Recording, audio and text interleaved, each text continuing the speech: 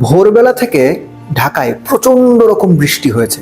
ঢাকার বিভিন্ন জায়গা পানিতে থই থই, অনেক জায়গায় হাঁটু পানি, রীতিমতো ডুবে গেছে, তলিয়ে গেছে। বিশ্বকাপে সুইজারল্যান্ডকে রীতিমতো ডুবিয়ে দিয়েছে আর্জেন্টিনা। 3-1 গোলে ম্যাচ জিতে বিশ্ব চ্যাম্পিয়নরা সেমিফাইনালে পৌঁছে গেছে। ম্যাচ আমি বিশ্বাস করি আপনি দেখেছেন, যদি না দেখে থাকেন হাইলাইটস অবশ্যই দেখবেন।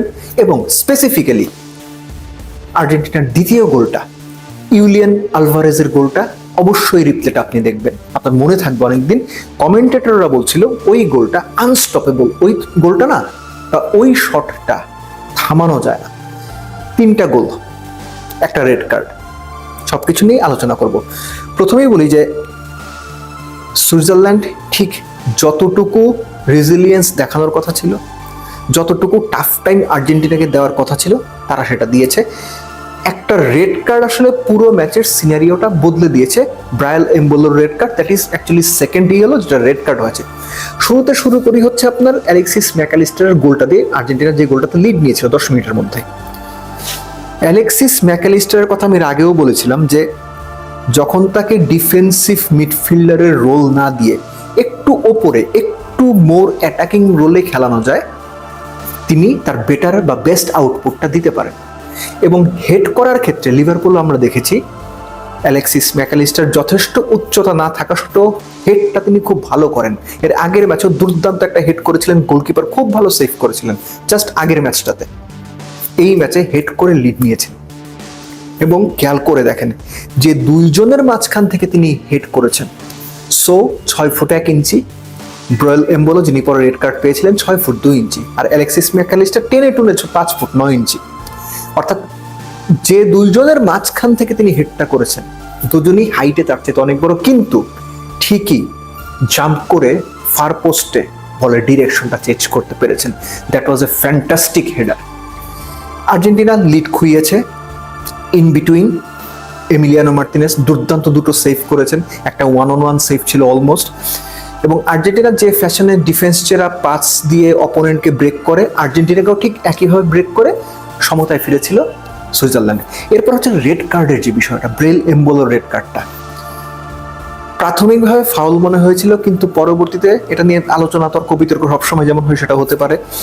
কিন্তু যখন VAR দেখলো, সেটা দেখা গেল ব্রায়ান এমবোলো তিনি অ্যাকচুয়ালি ফাউল হবার অভিনয় করেছিলেন। সহজ কথায় ডাইভ করেছিলেন। ডাইভিং এর জন্য রেফারি তাকে দ্বিতীয় হলুদ কার্ডটা দিয়েছেন, সেটা রেড কার্ড হয়ে গেছে 72 মিনিটের সময়।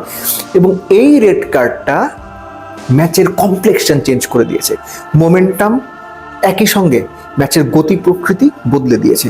এবং পরবর্তী যে এক্সট্রা টাইমের আপনার 20-30 মিনিট এবং নির্ধারিত সময়ের 18 মিনিট, সেই সঙ্গে যোগ হয় সময় 9 মিনিট, মানে পুরো একটা হাফ 50 মিনিটের মতো সুইজারল্যান্ড একজন প্লেয়ার কম নিয়ে খেলেছে।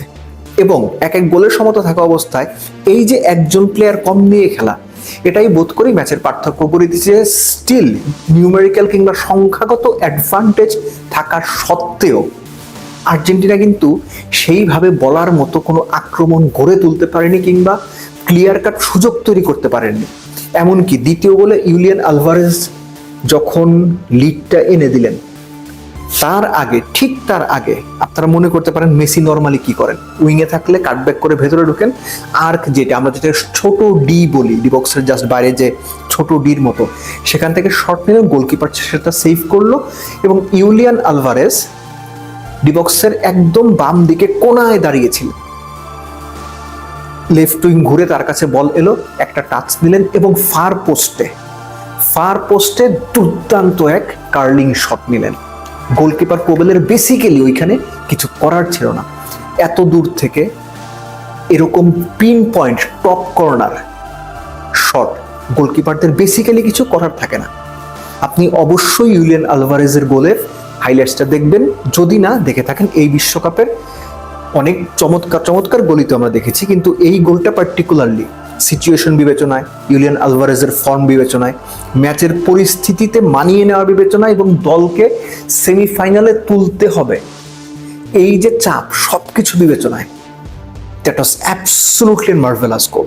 এবং দ্বিতীয় গোল যখন আর্জেন্টিনা পেয়ে গেল, ম্যাচের 7-8 মিনিট বাকি, তখন সুইজারল্যান্ডের সঙ্গে একটা মাত্র অপশনই ছিল বাকি সময়ের মধ্যে 10 জন নিয়েই যতটুকু সম্ভব আক্রমণ করে একটা গোল আদায় করা, এবং এটা করতে গিয়ে রিস্ক ফ্যাক্টর তৈরি হয় যে পেছনটা খালি হয়ে যায়, ডিফেন্সের জায়গাটা অনেকখানি ভেকেন্ট থাকে, অনেক স্পেস থাকে, যেহেতু তারা 10 জন নিয়ে গেছে। আর্জেন্টিনা কাউন্টার অ্যাটাকে সুযোগ পেয়ে লাউতারো মার্টিনেজ তিনি গোল করে পুরো ম্যাচটা সিল্ড অফ করে দিলেন। অর্থাৎ আর্জেন্টিনা সেমিফাইনালে পৌঁছে গেল, তাদের প্রতিপক্ষ এখন ইংল্যান্ড।